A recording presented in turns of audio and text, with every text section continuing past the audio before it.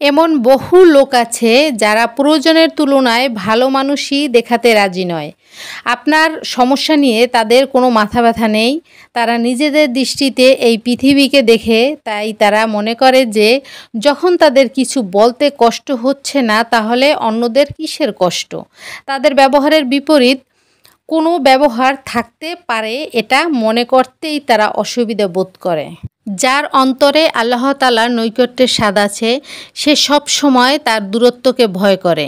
আমাদের প্রত্যেকের উচিত আল্লাহর কাছে এই দোয়া করা, যাতে আমাদের কাউকে তিনি নৈকট্যের স্বাদ থেকে বঞ্চিত না করেন। আল্লাহ হাফেজ। যখন কোনো ব্যক্তির কোনো ব্যবহার বা কথা কোনো ভালো মানুষকে আঘাত করে, তখন সে এটা বিশ্বাসই করতে পারে না যে কেউ ইচ্ছে করেই এই কাজ করছে। তার মনে এমন ধারণাই জন্মায় না, ফলে সে বিশ্বাসও করতে পারে না। এই পৃথিবীতে ভালো লোকের সংখ্যা খুবই কম।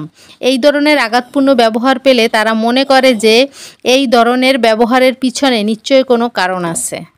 কতই না দয়াময় সেই মহান মালিক, যিনি এখনও আমাদের তার রহমতের চাদরে পরিবেষ্টন করে রেখেছেন, যিনি আমাদের ইবলিসের মতো বিতরিত না করে প্রতিদিন সকাল সন্ধ্যা ডাকেন তার সামনে সিজদাবনত হতে।